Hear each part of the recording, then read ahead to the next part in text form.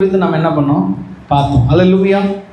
இந்த நாளில் ஆண்டவர் இந்த குருத்தோலை ஞாயிறில் வந்திருக்கிற அனைவருக்கும் அந்த குருத்தோலை ஞாயிறு நாள் நல்வாழ்த்துக்கள். அல்லேலூயா. இது நான் சின்ன வயசுலேருந்து இதோடைய பெர்ஸ்பெக்டிவ் என்னென்னா, இது ஒரு சந்தோஷமான நாள். இதில் எல்லாம் இப்படி சர்ச்சுக்கு போனால் எல்லார் கையிலையும் என்ன பண்ணுவாங்க, ஒரு குருத்தோலை கொடுப்பாங்க. எல்லாம் ஓசன்னா ஓசன்னான்னு என்ன பண்ணுவாங்க, பாடுவாங்க. அதற்கு பிறகு சில சபையில் ஊர்வலம்லாம் கொண்டு போவாங்க. எல்லாம் ஓசனான்னு கத்திக்கிட்டு ஊர்வலம் போவாங்க. இதெல்லாம் ஒரு பக்கம் இருந்தாலும் இந்த குருத்தோலை ஞாயிறுக்கான ஒரு வித்தியாசமான ஒரு வெளிப்பாடை ஆண்டவர் எனக்கு கொடுத்தார். இது தெரியல எந்த அளவுக்கு வித்தியாசமாய் உங்களுக்கு தோன்றுகிறது என்று எனக்கு தெரியாது. ஆனால் எனக்கு இந்த ஒரு காரியத்தை ஆண்டவர் வெளிப்படுத்தும் போது ஒரு வித்தியாசமான காரியமாய் பட்டது. அல்லேலூயா. இந்த போன வாரம் பார்த்த செய்தி சத்ருவின் முற்றுகை. இந்த வாரம் இந்த குருத்தோலை ஞாயிறு ஆண்டவர் எப்படி சொல்ல வருகிறார் என்றால், இந்த குருத்தோலை ஞாயிறு ஆண்டவர் பாளையம் இறங்கின நாள் அப்படிங்கிற ஒரு அர்த்தத்தில் எனக்கு பேசப்படும். அல்லேலூயா. ஆண்டவர் பாளையம் இறங்கிய நாள். அல்லேலூயா. பாளையம் இறங்கிய நாள் நான் செய்தி கொடுக்கும்போது உங்களுக்கு இந்த காரியம் உங்களுக்கு தெரியும். எடுத்துக்கொள்ளுங்கள். சகரியா தீர்க்கதரிசன புஸ்தகம் 9ஆம் அதிகாரம் 8ஆம் வசனம். சேனையானது புறப்படும் போதும் திரும்பி வரும்போதும் ஆலயம் காக்கும்படி அதை சுற்றிலும் பாளையம் போடுவேன். இனி ஒடுக்குகிறவன் அவர்களிடத்தில் கடந்து வருவதில்லை. அதை என் கண்களினாலே பார்த்து கொண்டிருக்கிறேன். நல்ல கவனிங்க. இந்த வசனத்தை நல்லா கொஞ்சம் தெளிவா டைம் எடுத்து நல்லா கவனிங்க. சேனையானது புறப்படும் போதும் திரும்பி வரும்போதும் என் ஆலயம் காக்கும்படி அதை சுற்றிலும் நான் பாளையம் போடுவேன். இனி ஒடுக்குகிறவன் அவர்களிடத்தில் கடந்து வருவதில்லை. அதை என் கண்களினாலே பார்த்து கொண்டிருக்கிறேன். அல்லேலூயா. அப்படியே 10ஆம் வசனத்தை வாசிங்க பார்க்கலாம். 10ஆம் வசனம். எப்ராயிமில் நின்று ரதங்களையும் எருசலேமில் நின்று குதிரைகளையும் அற்று போக பண்ணுவேன். யுத்தம் இல்லாமல் போகும். அவர் ஜாதிகளுக்கு சமாதானம் கூறுவார். அவருடைய ஆளுகை ஒரு சமுத்திரம் தொடங்கி மறு சமுத்திரம் வரையும், நதி தொடங்கி பூமியின் எல்லைகள் பரியந்தமும் செல்லும். பாருங்க, 8ஆம் வசனத்துல சொல்றாரு, ஒரு யுத்தத்தை குறித்து பேசிக் கொண்டிருக்கிறார். என்னது? சேனையானது வரும் பொழுதும் சேனையானது புறப்படும் பொழுதும் நான் என் ஆலயத்தை சுற்றி என்ன பண்ணுவேன், பாளையம் போடுவேன். இனி ஒடுக்குகிறவன் யாரும் என்ன பண்ண முடியாது, அதுக்குள்ள ஆலயத்துக்குள்ள என்ன பண்ண முடியாது, வர முடியாது அப்படின்னு சொல்லிட்டு 10ஆம் வசனத்துல எப்ராயிமில் நின்று ரதங்களையும் எருசலேமில் நின்று குதிரைகள், யாரெல்லாம் சண்டைக்கு வரானுங்களோ, ரதத்தை குதிரையை எடுத்துட்டு யாரெல்லாம் வரீங்களோ அவர்கள் எல்லாம் நான் என்ன பண்ணுவேன், அற்று போக பண்ணுவேன். யுத்தவில் இல்லாமற் போவோம். அவர் ஜாதிகளுக்கு சமாதானம் கூறுவார்னு சொல்லிட்டு இந்த 2 வசனத்தையும் பார்த்தீங்க அப்படின்னா ஆண்டவர் ஒரு பாதுகாப்பை குறித்து பேசிக்கொண்டிருக்கிறார். அல்லேலூயா. உனக்கு இருக்கிற சத்ருவை நான் என்ன பண்ணுவேன், துரத்தி போடுவேன். உனக்கு எதிராக ஒரு பிரச்சனை ஏதாவது வந்தா அந்த காரியத்தை நான் உன்னை விட்டு என்ன பண்ணுவேன், நீங்களாக்கி போடுவேன் அப்படின்னு சொல்லிட்டு இருக்கிறப்போ, இது ஏற்கனவே சகரியா சொல்லுகிற ஒரு தீர்க்க தரிசனம். சகரியா சொல்லுகிற ஒரு தீர்க்க தரிசனம். இந்த தீர்க்க தரிசனத்துக்குள்ள ஒரு தீர்க்க தரிசனம் இருக்கு. அதுதான் 9ஆம் வசனம். 8ஆம் வசனத்தையும் 10ஆம் வசனத்தையும் படிக்க சொன்னேன். 9ஆம் வசனம் பார்த்தீங்க அப்படின்னா,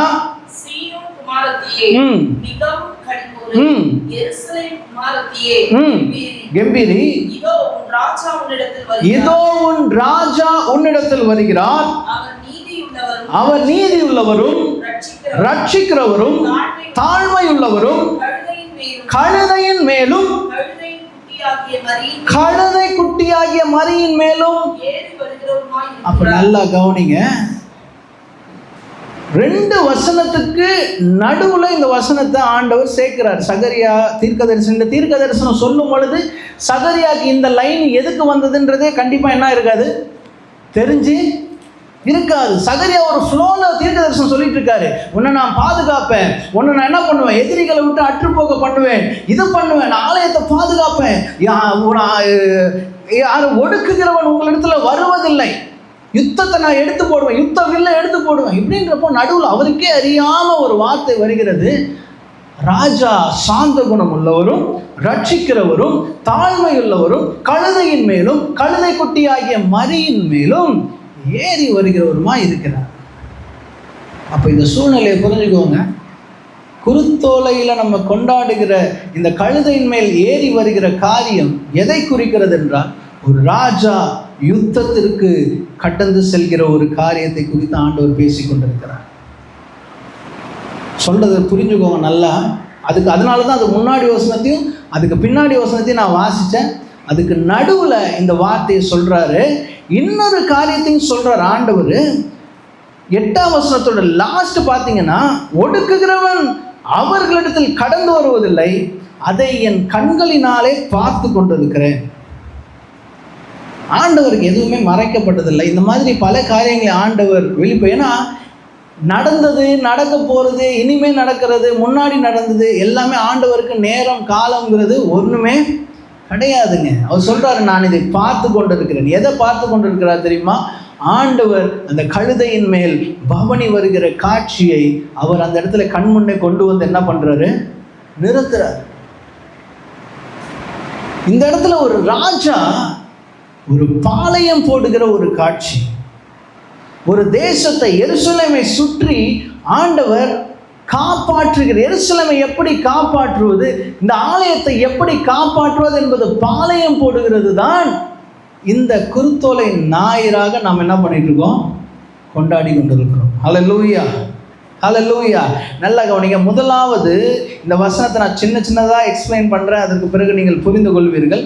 சேனையானது புறப்படும் போதும் திரும்பி வரும் போதும் அப்படின்னா என்ன அர்த்தம் அப்படின்னா, ஆலயம், எருசலேம் ஆலயத்திற்குள்ள அதற்கு எதிராய் சேனைகள் புறப்படும் பொழுதும் சேனைகள் வரும் பொழுதும், இதில் இங்கிலீஷில் இன்னும் தெளிவாக இருக்குது, மரௌடிங் ஃபோர்ஸஸ் அப்படின்னு போட்டிருக்கு. அதாவது இந்த ஆலயத்தை சூறையாடுவதற்கோ, இல்லை இந்த ஆலயத்தை திருடுவதற்கோ, இல்லை ஆலயத்தில் ஒரு தாக்கத்தை அட்டாக் பண்ணுறதுக்கோ, இல்லை சேதத்தை உண்டாக்குவதற்கோ யாராகிலும் வந்தா, ஆலயத்தை தாக்குவதற்கோ, சேதப்படுத்துவதற்கோ, திருடுவதற்கோ, அழிப்பதற்கோ யாராவது ஒருத்தன் வந்தான் அப்படின்னா, என் ஆலயம் காக்கும்படி அதை சுற்றிலும் நான் என்ன பண்ணுவேன்? பாளையம் போடுவேன். ஹல்லேலூயா. போன வாட்டி பார்த்தோம், போன வாரம் சத்துரு முற்றுகை போட்டான். முற்றுகை போட்டு 2 வருஷம் கழிச்சு சத்துரு என்ன பண்ண, அந்த நாட்டை அடிச்சிட்டான். அடித்து அடிமைத்தனத்துக்குள்ள கொண்டு போயிட்டான். இங்க குருத்தோலை ஞாயிறில் ஆண்டவர் பாளையம் விடுறாரு. 5 நாள் கழிச்சு யுத்தம் செய்கிறாரு. 5ஆவது நாள் யுத்தத்தில் என்ன பண்ணுறாரு? 7ஆவது நாள் யுத்தத்தில் ஜெயிக்கிறார். வித்தியாசத்தை நல்லா புரிஞ்சுக்கோங்க. சத்ருவின் முற்றுகை 2 வருஷம் கழிச்சு அடிமைத்தனத்துக்குள்ள கொண்டு போகுது. இங்க ஆண்டவர் இந்த குருத்தோலை ஞாயிறில் எருசலேமை சுற்றி பாளையம் இறங்குகிறார். அந்த பாளையத்தில் இருந்து 5ஆவது நாள் யுத்தம் நடக்குது, ஆண்டவருக்கும் சாத்தானுக்கும். அந்த யுத்தத்தை குறித்து தான் இங்க பேசி கொண்டிருக்கிறார். இனி ஒடுக்குகிறவன் உங்களிடத்துல வருவது இல்லை, கடந்து வருவது இல்லை. ஏன்னா நான் இப்போ பாளையம் போட்டிருக்கேன். ஹல்லேலூயா. எல்லாரும் என்ன நினச்சிட்டு இருந்தாங்க அப்படின்னா, ராஜா அப்படின்னா அதுக்கு குதிரையில் வருவாங்க, சேரியட்டில் வருவாங்க, இப்படின்னு தான் யோசிச்சுட்டு இருந்தாங்க. என்னை காக்க மேசியா எப்படி வருவார்னா ஒரு ராஜாவா என்ன பண்ணுவார், வருவார் அப்படின்னு யூதர்கள் எல்லாம் என்ன பண்ணாங்க, வெயிட் பண்ணிட்டு இருந்தாங்க. ஆனால் அவர் வந்தது கழுதையின் மேலும் கழுதை குட்டியின் மேலும் வந்தாருங்க. அப்போ இந்த குருத்தோலை ஞாயிறு என்பது ஆண்டவர் தன்னுடைய கூட்டத்தோடு அங்கே எருசலேமை சுற்றி பாளையம் இறங்கி அதை நம்மளை என்ன பண்ணுறாரு, காப்பாற்றுகிறதற்காய் வருகிறார். இப்போ எருசலேமை காப்பாற்றுகிறதுக்கும் நமக்கும் என்ன சம்மந்தம் அப்படின்னு கேட்டிங்க அப்படின்னா, வசனம் சொல்லுது, மறுபடியும் அதே தான் வாசிக்கிறேன். சேனையானது புறப்படும் போதும் திரும்பி வரும்போதும் என் ஆலயம் காக்கும்படி அதை சுற்றிலும் பாளையம் போடுவேன். யார் கையிலையும் பைபிள் இல்லை. ஆலயம் சுற்றி வரும்படி நான் என்ன பண்ணுவேன், பாளையம் போடுவேன். நல்லா கவனிங்க. இந்த இடத்துல சொல்லுகிற ஆலயம் என்பது நாமே தேவனுடைய ஆலயமா இருக்கிறோம். இப்போ இப்படி வாசிங்க. இப்போ இந்த ஆலயம்ங்கிறது நம்மை குறிக்கிறது. அப்போ நம்மை தாக்குவதற்கு ஒரு சேனை புறப்படும் போதோ, இல்லை நம்மை அட்டாக் பண்ணுவதற்கு ஒரு சேனை வரும் பொழுதும் ஆண்டவர் சொல்றாரு, அதை காக்கும்படிக்கு ஆலயத்தை நான் என்ன பண்ண போறேன், காக்கும்படிக்கு நான் அதை சுற்றிலும் பாளையம் போடுவேன். ஹல்லேலூயா. அப்ப நான் சொன்னேன் இல்லையா, யார் இந்த காரியத்தை செய்யறது, நம்மளை சூறையாடுவது யாரு, நம்மளை திருடுறது யாரு, நமக்குள்ள இருக்கிற காரியங்களை திருடுவது யாரு, நமக்குள்ள தாக்கத்தை கொண்டு வருவது யாரு, நமக்குள்ள சேதப்படுத்துகிறவன் யாரு, அவன் தான் அந்த சத்ரு. அந்த சத்ருவை அழிப்பதற்கு நான் ஒரு பாளையத்தை நான் என்ன பண்றேன், போடுறேன். அந்த பாளையத்தை போட்ட பிறகு, நான் அந்த முடிச்சிட்ட பிறகு என்ன தெரியுமா நடக்கும், ஒடுக்குகிறவன் உன் வாசல்களிலே கடந்து வருவது இல்லை. நான் அந்த சிலுவை மரணத்தை முடிச்சிட்டேன் அப்படின்னா அதற்கு பிறகு சத்துரு உன் வாசல்கள் என்ன பண்ண போறது கிடையாது, வரப்போறது கிடையாது. அதை என் கண்களினாலே நான் பார்த்து கொண்டிருக்கிறேன் அப்படிங்கிறார் ஆண்டவர். ஹல்லேலூயா. ஸோ சிலுவை மரணம் அந்த ஒரு 5 நாள் 7 நாள் அந்த பீரியட் ஆண்டவருடைய கண்களிலே வந்து கொண்டிருக்கிறது. ஒரு காட்சியாய் ஆண்டவருடைய கண்களிலே தோன்றி கொண்டிருக்கிறது. என்ன நடக்க போகிறது, அந்த குருத்தோலை ஞாயிறுல என்ன நடக்க போகிறது அப்படின்னு வந்தோடனே தீர்க்க தரிசனம் லைட்டா மாறுது. ஹல்லேலூயா. அந்த இடத்துல சகரியாவின் வாய் மாறுது. ஒரு ஃப்ளோல போய்கிட்டு இருக்காரு. அப்படியே 1ஆம் வசனத்துல இருந்து 8ஆம் வசனம் வரைக்கும் ஒரு ஃப்ளோல போகும் பொழுது 9வது வசனத்துல அவர் அப்படியே மாறி, சீயோன் குமாரத்தியே மிகவும் கழிவுறும். பாருங்க, திடீர்னு சொல்றாரு, எப்ப சந்தோஷப்படு. ஏன் தெரியுமா, சகரியாவுக்கு கிடைக்காத ஒரு ரட்சிப்பு உனக்கு கிடைக்க போகுது. எலியாவுக்கு கிடைக்காத ரட்சிப்பு உனக்கு கிடைக்க போகுது. சீயோன் குமாரத்தியே, சௌந்தரே, ஆண்ட்ரூ கைகூறு. ஏன்னா எருசலேம் குமாரத்தியே கம்பீரி. ஏன் தெரியுமா, இதோ உன் ராஜா உன்னிடத்தில் வருகிறார். ஹல்லேலூயா. எதுக்கு குருத்தலை ஞாயிறை கொண்டாடி கொண்டு இருக்கிறோம், அது வரைக்கும் சொல்றாங்க. ஒரு கட்டத்தில் ஆண்டவர் எஸ்கேப் ஆகி ஓடுறாரு. ஏன் தெரியுமா, ஜனங்கள் இவரை ராஜாவாக்கும்படி வந்தார்கள் இருக்கு வசனம். அவர் சொல்றாரு, என்ன நீங்க பின்பற்றுறீங்க, என்ன ராஜாவாக்குறீங்க, ஏன்னா நான் உங்களுக்கு சோறு கொடுப்பேன்னு சொல்லி என்ன பண்றீங்க, பின்பற்றுறீங்க. ஆனா இந்த இடத்துல ஆண்டவர் அவர் எதுவுமே சொல்லல, அவர் ராஜாவாய் பவனி வருகிறார். ஹல்லேலூயா, ஹல்லேலூயா. அப்போ இதோ உன் ராஜா உன்னிடத்தில் வருகிறார். அவர் நீதியுள்ளவரும் ரட்சிக்கிறவரும் தாழ்மையுள்ளவரும் கழுதையின் மேலும் கழுதை குட்டியாகிய மரியின் மேலும். ஹல்லேலூயா. திடீர்னு பார்த்தா அந்த எருசலேமை சுற்றி ஒரே பரபரப்புங்க.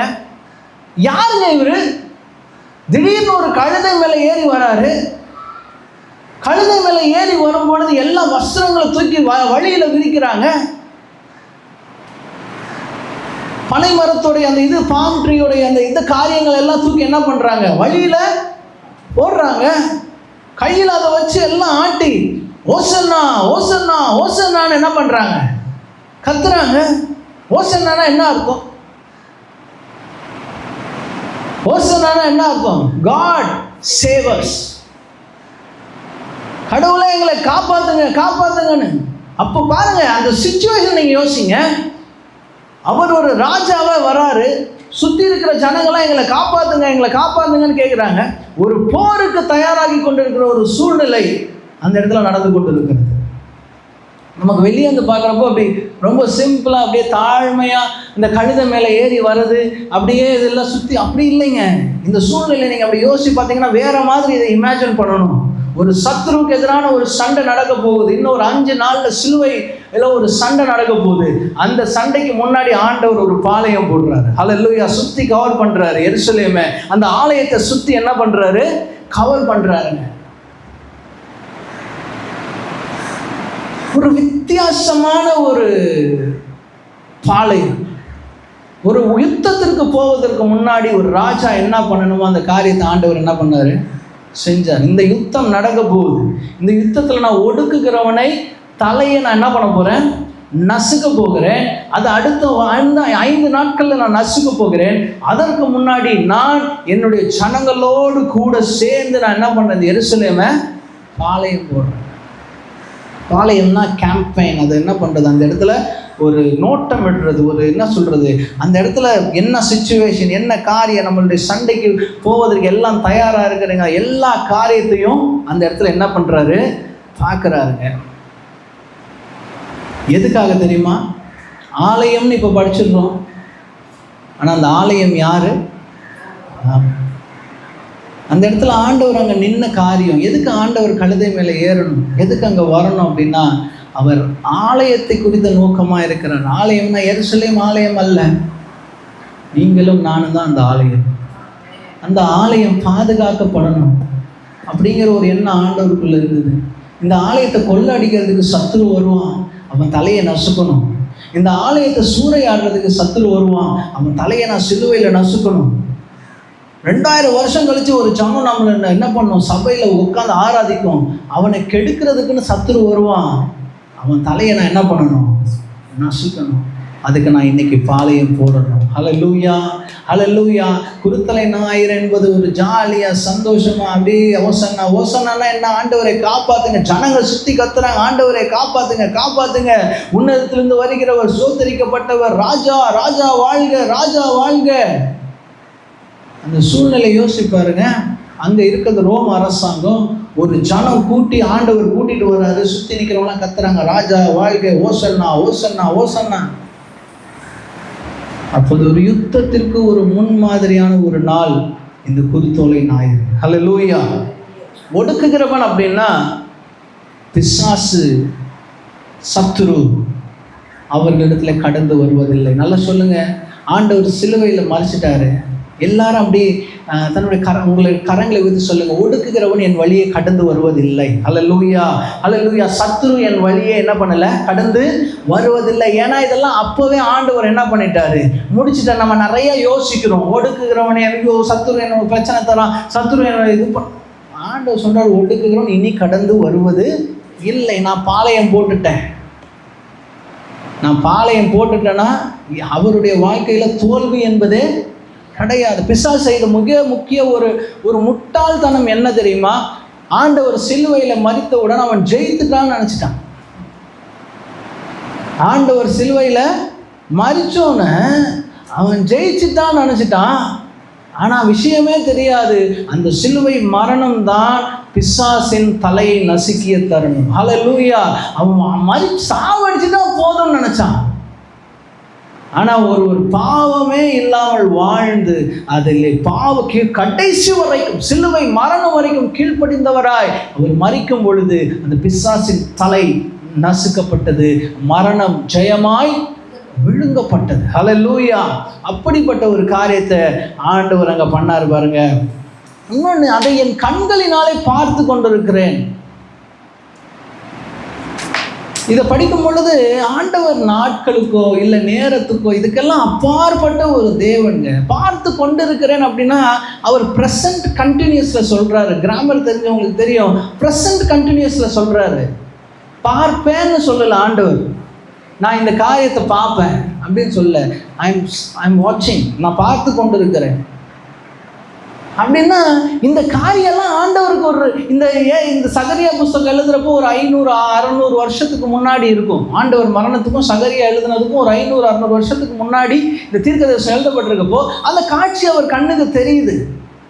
அவர் கழுதையின் மேலே வர்றதும், ஜனங்கள் கத்துறதும், அந்த ஒரு பாளையம் போட்ட சீன் அவர் கண்ணுக்கு தெரியுது. அதனால தான் அங்கே தீர்க்க தரிசனம் மாறுது. ஹல்லேலூயா. அவர் கண்களில் பார்த்த சீனு தான் அடுத்த வசனத்தில் ஆண்டவர் என்ன பண்ணுறாரு, என்னத்தை பார்த்துக்கிட்டு இருந்தாரோ அந்த காட்சியை 9ஆம் வசனத்தில் ஆண்டவர் வைக்கிறாரு.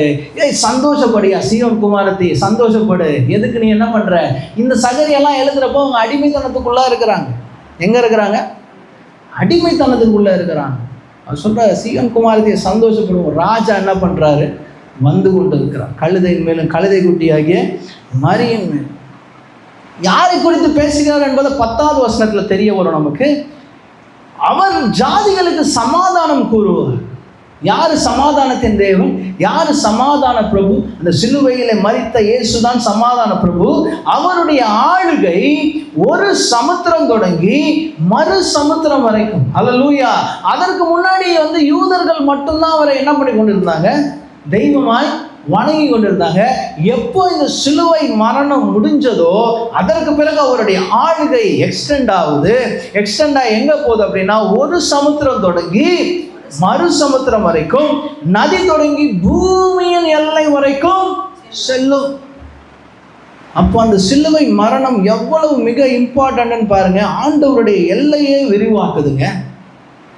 ஆண்டவருடைய எல்லை அதற்கு வரை யூதர்களுக்கு மாத்திரம் ஒரு தேவன் அப்படிங்கிற மாதிரி இந்த சூழ்நிலையை தாண்டி இந்த சமுத்திரம் தொடங்கி அந்த சமுத்திரம் வரைக்கும், பூமியின் எல்லை வரைக்கும் அவருடைய பரியந்தமும் அவருடைய என்ன பண்ணும் ஆளுகை நடக்கும். அல்லேலூயா. அப்போ என்ன இங்க நடக்குது அப்படின்னா, ஆண்டவர் இந்த குருத்தோலை ஞாயிறு அன்றைக்கு நமக்கு எதிராய் யுத்தம் செய்கிற, நமக்கு எதிராய் கடந்து வருகிற சத்ருவை அழிக்கும்படி பாளையம் போடுவதற்கு வந்து கொண்டிருக்கிறார். இந்த இடத்துல ஒரு 2 காரியத்தை ஆண்டவர் அந்த நாளிலே செய்கிறார். அல்லேலூயா. அந்த நாளிலே செய்கிற 2 காரியத்தை பேசி நான் முடித்து விடுகிறேன். அதே மத்தேயு 21 எடுத்துருங்க.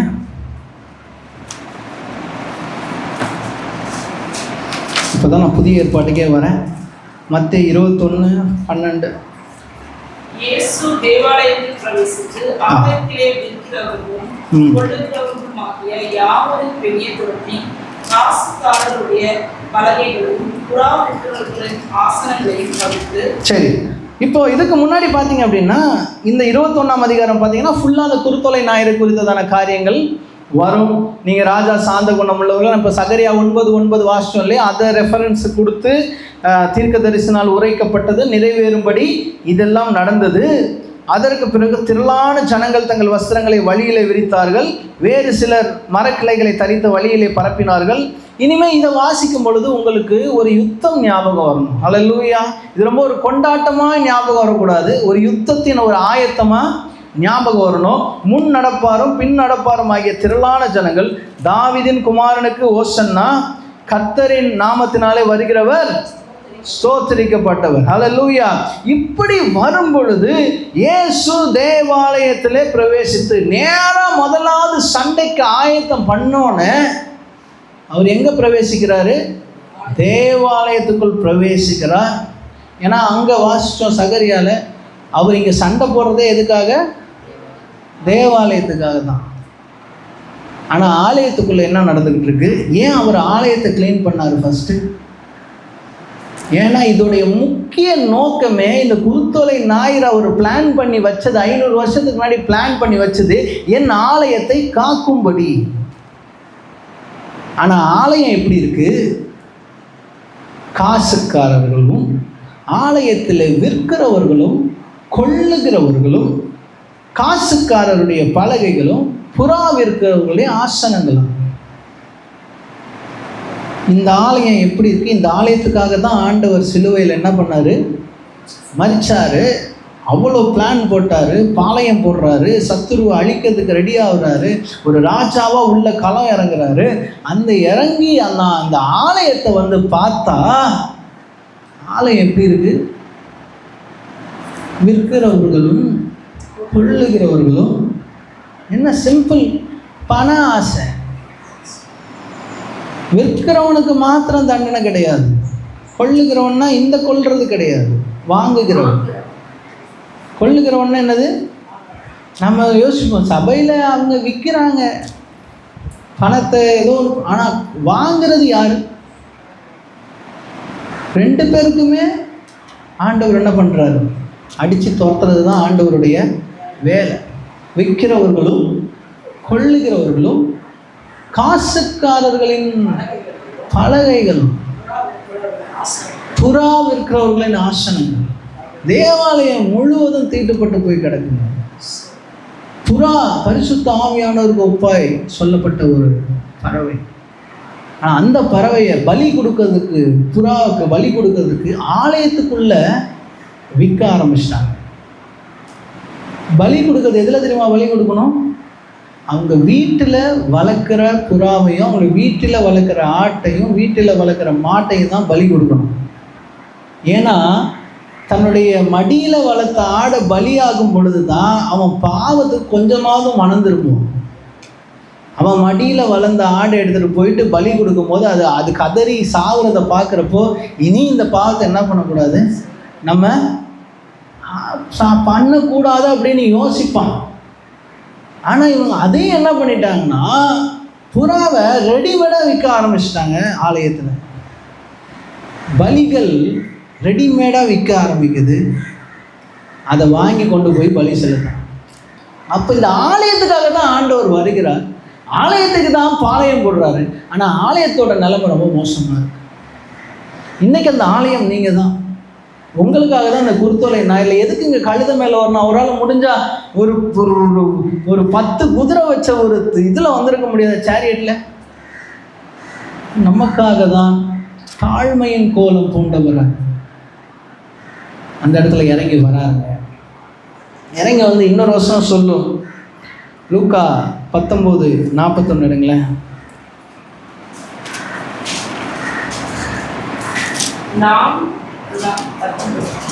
அவர் சமீபமாய் வந்தபோது நகரத்தை பார்த்து அதற்காக கண்ணீர் விட்டு அழுது. அவருடைய மரணத்தை குறித்து அவருக்கு அழ வரலைங்க. அவர் சாவ போகிறோமே, அடி வாங்க போகிறோமே, சிலுவையில் மரணிக்க போகிறோமேன்னு அழ வரல. அந்த எருசலேமை பார்த்து அழுறார். எருசலேமில் என்ன இருக்குது? தேவாலயம். அந்த தேவாலயம் நாம் தான். நம்மை பார்த்து அந்த இடத்துல அழுகுறாரு. உங்களுக்காக தான்ப்பா நான் வந்திருக்கிறேன், உங்களுக்காக தான் நான் என்ன பண்ணுறேன், பாளையம் போட்டிருக்கேன், உங்களுக்காக தான் நான் வந்து சத்துருவை அழிக்கிறதுக்காக வந்திருக்கிறேன். ஆனால் நீங்களோ ஆலயத்தில் விற்கிறவர்களும் ஆலயத்தில் கொள்ளுகிறவர்களும் காசுக்காரர்களும் புறாவிக்கிறவர்களும். வசனம் அதுக்கு மேலே தெரியும். உனக்கு கிடைத்த இந்த நாளில் ஆகிலும் ஆண்டவர் இப்போ ஒரு சான்ஸ் தராருங்க. உனக்கு கிடைத்த இந்த மரணத்தை புரிஞ்சுக்கணும். நம்ம இது ஒரு கொண்டாட்டமான ஒரு சீசனாக கொண்டு போயிடுறோம். ஆனால் இந்த நேரத்தில் நடந்த ஒரு காரியங்கள், ஆண்டவர் எத்தனையோ ஆதி முதல் கொண்டு வைத்த ஒரு பிளான் இந்த குருத்தோலை ஞாயிறு. அல்லேலூயா. ஆதியிலிருந்து வச்சிருந்த பிளான் சிலுவை மரணம். அதை இந்த பீரியட் ஆஃப் டைம் நம்ம இந்த நாட்களுக்கு, நான் அந்த நாட்களுக்குள்ளே போகிற டைமில் எத்தனையோ வருடங்களுக்கு முன்னால் ஆண்டவர் வைத்திருந்த பிளானை ஆண்டவர் இங்கே என்ன பண்ணுறாரு, கொண்டு வந்து நிறைவேற்றுறார். ஆனால் அதுக்கு எருசலேம் தயாராக இல்லை, அதுக்கு அந்த தேவாலயம் தயாராக இல்லை. பார்த்து அழுகுறாருங்க. எதுக்கு அழுகுறாரு ஆண்டவர்? இப்போ உனக்காக நான் எத்தனை வருஷமாக இந்த பிளான் போட்டு வச்சுருந்தேன், உன்னை நான் காப்பாற்றணும், உன்னை நான் வந்து பிரச்சனை வராமல் காப்பாற்றணும்னு நான் ஒரு பிளான் போட்டு வச்சுருந்தா, இங்கே ஆலயத்தை எப்படி நீங்கள் கெடுத்து போட்டு வச்சுருக்க? இது எத்தனை பேருக்கு புரியுதுன்னு எனக்கு தெரியல. ஆனால் இது ஒரு எனக்கு கிடைக்கும் பொழுது கொஞ்சம் வித்தியாசமாக எனக்கு தோணுச்சு. உனக்கு கிடைத்த இந்த நாளில் ஆகிலும், இன்னைக்கு ஆண்டவர் சொல்றார், இந்த நாளில் ஆகிலும் சிலுவை மரணத்தை யோசி. நான் எதுக்காக மரணித்தேன்? உன்னை சுற்றி ஒடுக்குகிறவன் வரக்கூடாது, ஒடுக்குகிறவன் வாசலுக்குள்ளே வரக்கூடாது, சத்துரு உங்ககிட்ட வரக்கூடாது. அதுக்காக தான் நான் பாளையம் போட்டேன், அதுக்காக தான் நான் மறித்தேன். ஆனால் உன்னுடைய நிலைமை, நீ ஆல்ரெடி உள்ள எல்லாத்தையும் கொண்டு வந்து வச்சிருக்கிற. அல்லேலூயா. இன்னைக்கு ஆண்டவர் சொல்கிறார், ஃபஸ்ட்டு ஸ்டெப்பு குருத்தோலை ஞாயிறில் இந்த கொண்டாட்டத்தெல்லாம் விட்டுருங்க. ஆண்டவர் குருத்தோலை ஞாயிறில் ஃபஸ்ட்டு பண்ணது என்ன தெரியுமா? சபையை சுத்தம் பண்ணார். சபையை சவுக்கு எடுத்தார். சவுக்கு எடுத்து சுற்றி எல்லாரும் என்ன பண்ணார்? அடித்து. குருத்தோலை ஞாயிறில் உங்களுக்கு தெரியும். இப்போ இன்னைக்கு என்னப்பா சொன்னார் உங்கள் சர்ச்சில்? குருத்தோலை ஞாயிறெல்லாம் கொண்டாடினீங்களா? குருத்தோலை பிடிச்சிட்டு போயிட்டு ஏதாவது நல்லா இப்போ ஒர்ஷிப் பண்ணிங்களா? எல்லாம் பண்ணுவாங்க. இன்னொன்றும் பண்ணுவோம். சபையை என்ன பண்ண சொன்னார்? ஆண்டவர் க்ளீன் பண்ண சொன்னார். ஏன்னா ஆண்டவர் சபைக்காக தான் பாளையம் போட்ட நாள் தான் இந்த குருத்தோலை ஞாயிறு. அல்லேலூயா. இன்னொரு ஒரு காரியம் நடக்குது. லூக்கா 19:38 அதை சொல்லி நான் முடிக்கிறேன். மத்தேயுல இந்த வார்த்தை இருக்காது, வாசிங்க 38. பாருங்க, மத்தேயுல கர்த்தருடைய நாமத்தினாலே வருகிறவர் சோதரிக்கப்பட்டவர். இங்க லூக்கா டாக்குமெண்ட் பண்றாரு, கர்த்தருடைய நாமத்தினாலே வருகிற ராஜா சோதரிக்கப்பட்டவர். இந்த ராஜாங்கிற வார்த்தை மத்தேயுல இல்லை, லூக்காவில் இருக்கு. இந்த ராஜாங்கிற வார்த்தையை சொன்னோன்னா அடுத்த வசனத்தில் என்ன நடக்குதுன்னு பாருங்க. அடுத்த வசனம். அப்பொழுது கூட்டத்திலிருந்து பரிசேயரில் சிலர் நோக்கி, போதகரே, உம்முடைய சீஷரை அதட்டும் என்றார். ஏன் தெரியுமா? நீ ராஜான்னு பிரகடனப்படுத்திட்ட. இப்பதான் ஜனங்களுக்கு எப்படி புரிஞ்சதுன்னு தெரியல. ஒரு வழியா தீர்க்க தரிசனம் அந்த ஜனங்களுக்கு என்ன ஆயிடுச்சு, புரிஞ்சிருச்சு. இவர் சாதாரணமா வரல. இத்தனை நாள் எருசலேமுக்கு வந்திருக்கிறார். எத்தனையோ பஸ்கா பண்டிகைக்கு என்ன பண்ணியிருக்கிறார், எருசலேமுக்கு ஆண்டவர் வந்திருக்கிறாரு. ஆனால் இந்த பண்டிகைக்கு வர்றப்போ ஜனங்களுக்கு ஒரு வித்தியாசம் புரிஞ்சிருச்சு. இவர் சாதாரணமாக வரல, இவர் ஒரு ராஜாவா இன்னைக்கு என்டர் ஆகிருக்கிறாரு. அல்லேலூயா. ஒரு யுத்தத்திற்கு இந்த ராஜா என்ன பண்ணிட்டாரு, தயாராகிட்டாரு. வசனம் சொல்லுது, கர்த்தருடைய நாமத்தினாலே வருகிற ராஜா ஸ்தோத்திரிக்கப்பட்டவர். கேட்டோன்னே இவங்களுக்கெல்லாம் தொடர் நடுங்கிருச்சு. என்னன்னா, ஏற்கனவே ரோமனுடைய ராஜரங்கத்துல தான் என்ன பண்றாங்க, அவங்க இருக்கிறாங்க. இவனை பார்த்துட்டு தாவீதின் குமாரனுக்கு ஓசன்னா, கர்த்தருடைய நாமத்தினாலே வருகிற ராஜாவுக்கு ஓசன்னான்னு சொன்னோன்னே இவங்களுக்கு பயம் வந்துருச்சு. கொஞ்ச நேரம் அமைதியா இருக்க சொல்ல. அப்ப ஆண்டவர் சொல்றாரு, அவங்க பேசலைன்னா கல் பேசும். ஏன்னா இது என்னோட பிளான், இது நான் நடத்த வேண்டிய ஒரு பிளானு, இது என்னுடைய திட்டம். சகரியாவிலிருந்து இதுக்கு முன்னாடியிலேருந்து 6000 வருஷம் ஆதாம் பிறக்கிறதுக்கு முன்னாடியிலேருந்து வச்ச பிளான் இந்த குருத்தொலை ஞாயிறு. இதை யாராலையும் தடுக்க முடியாது. நான் ராஜாவா உள்ள வரதை யாராலும் என்ன பண்ண முடியாது, தடுக்க முடியாது. இன்னைக்கு ஒடுக்குகிறவனை நான் காலில் போட்டு என்ன பண்ண போறேன், நசுக்குவதற்கு ஸ்டார்ட் பண்ணிட்டேன் இன்னைக்கு. ஹல்லேலூயா. அதுதான் அந்த பாளையம் போட்ட நாள். ஹல்லேலூயா. நல்லா கவனிங்க. இந்த ராஜாங்கிறது இதற்கு முன்னாடி நாள் ஒரு ஊமையை சொல்றாரு. இந்த ஊமை இத்தனை தடவை படிச்சிருக்கேன், ஆனால் இந்த வசனத்தை நான் படித்ததே கிடையாது. என்ன ஊமைனா, 5 தாளந்து 2 தாளந்து 1 தாளந்து. இந்த தாளந்துடைய ஊமை எல்லாருக்குமே தெரியும். ஆனால் அதில் கடைசியாக சொல்கிறாரு, அதே அதிகாரம் 26ஆம் வசனத்தில், அதற்கு அவன், உள்ளவன் எவனுக்கும் கொடுக்கப்படும், இல்லாதவனிடத்தில் உள்ளதும் எடுத்துக்கொள்ளப்படும் என்று உங்களுக்கு சொல்லுகிறேன். இந்த ஊமையை படிக்கிறப்போ ஒரு ராஜா இருந்தாராம். அந்த ராஜா 3 பேர்கிட்ட ஒரு 5 தாளந்து 2 தாளந்து 1 தாளந்து கொடுத்தாரு. இதெல்லாம் தெரியும் உங்களுக்கு. 5 தாளந்து 10 தாளந்து ஆக்கிட்டான், 2 தாளந்த 4 தாளந்து ஆக்கிட்டான், 1 தாளந்து என்ன பண்ணிட்டான். இந்த ஊமையில் கொஞ்சம் வித்தியாசமாக தான் இருக்குது. அந்த 1 தாளந்த சீலைக்குள்ளே சுற்றி வச்சுட்டான். ஒரு இதுலேயும் வேறு மாதிரி இருக்கும். இதில் என்ன இருக்குன்னா, சீலைக்குள்ளே சுற்றி வச்சிருக்கான். 20ஆம் வசனம் பார்த்தா, பின் வேறொருவன் வந்து, ஆண்டவனே, இதோ உம்முடைய ராத்தல், இதை ஒரு சீலையிலே வைத்திருந்தேன். மற்ற கதையெல்லாம் ஒன்று தான். இது சீலை மட்டும் இங்கே வேற இருக்கும், அங்கே வந்து கீழே புதைச்சி வச்சாங்கன்னு இருக்கும். ஆனால் இந்த 26 வசனம் முடிஞ்சோன்னா ஓமை முடிஞ்சு போச்சுங்க. ஆனால் 27ஆம் வசனத்தில் ஆண்டவர் ஒரு காரியத்தை இங்கே சொல்கிறார். அன்றியும் தங்கள் மேல் நான் ராஜாவாகிறதற்கு மனதில்லாதிருந்தவர்களாகிய என்னுடைய சத்துருக்களை இங்கே கொண்டு வந்து எனக்கு முன்பாக வெட்டி போடுங்கள் என்று சொன்னான் என்றார். இந்த வசனத்தை இது வரைக்கும் எத்தனை பேர் படிச்சிருக்கிறீங்க? இந்த ஊமையில் நாம் இந்த 3 பேரை குறித்து தான் பார்த்தோம். கடைசியாக ஆண்டவர் சொல்கிறாரு, என்னை ராஜாவா ஏற்றுக்க மனசு இல்லாதவன் எவனோ, என்னை ராஜாவா ஏற்றுக்க மனசு இல்லாத இருக்கிறவன் எவனாச்சும் இருந்தா, அந்த ஊமையோடு முடிக்கிறார். ஊமையிலே முடிக்கிறாரு. 5 தாளந்து வச்சுருக்கோம், ஓகே. 2 தாளந்து வச்சுருக்கோம், ஓகே. 1 தாளந்து இருக்கவனே ஒன்று போடுறாரு. இது இல்லாமல் ஒரு பாயிண்ட் சொல்கிறாரு, என்னை ராஜாவா ஏற்றுக்க மனதில்லாத இருக்கிறவன் எவனாச்சும் இருந்தா அவனையும் வெட்டி போடுங்க. அப்போ இங்கேருந்து ஸ்டார்ட் பண்ணுறாரு, என்னை ராஜாவா நீ அக்செப்ட் பண்ணி ஆகணும். இந்த இடத்துல தான் அடுத்த வசனம் பார்த்தீங்கன்னா, இவைகளை அவர் சொன்ன பின்பு எருசலேமுக்கு புறப்பட்டு முந்தி நடந்து, அங்கேயே அவர் ராஜாவா தன்னை என்ன பண்ணிட்டாரு, பிரகடனம் யுத்தத்திற்கு ஸ்டார்ட் பண்ணிட்டார். வேற மோட்ல போயிட்டார் ஆண்டவர். அந்த இடத்துல அவர் ஒரு சாதாரண ஒரு தாழ்மையின் அந்த ரோல்ல இருந்து அந்த இடத்துல ஒரு டிரான்ஸ்ஃபர்மேஷன் ஆகுறார் ஆண்டவர். என்ன ராஜாவா அக்செப்ட் பண்ணிக்காதவன என்ன பண்ண போறேன், வெட்டி போடும். அப்போ ராஜாவை அக்செப்ட் பண்ணியே நம்ம தீரணும். ஹல்லேலூயா. அப்போ ராஜா அப்படின்னு ஏற்றுக்கொள்ளுகிற 2 காரியங்கள் நம்ம செய்ய வேணுங்க இந்த குருத்தொலை ஞாயிறில். 1, ஆலயத்தை சுத்திகரிக்கணும். 2வது, ஒரு ராஜாவாய் நாம ஏற்றுக்கொள்ளணும். 2 காரியத்தை இன்னைக்கு ஒரு டிசிஷன் எடுங்க. இன்னைக்கு நேரம் தாண்டிடுச்சுன்னு நினைக்கிறேன். ஹல்லேலூயா. அப்படியே கண்களை மூடுங்க பார்க்கலாம்.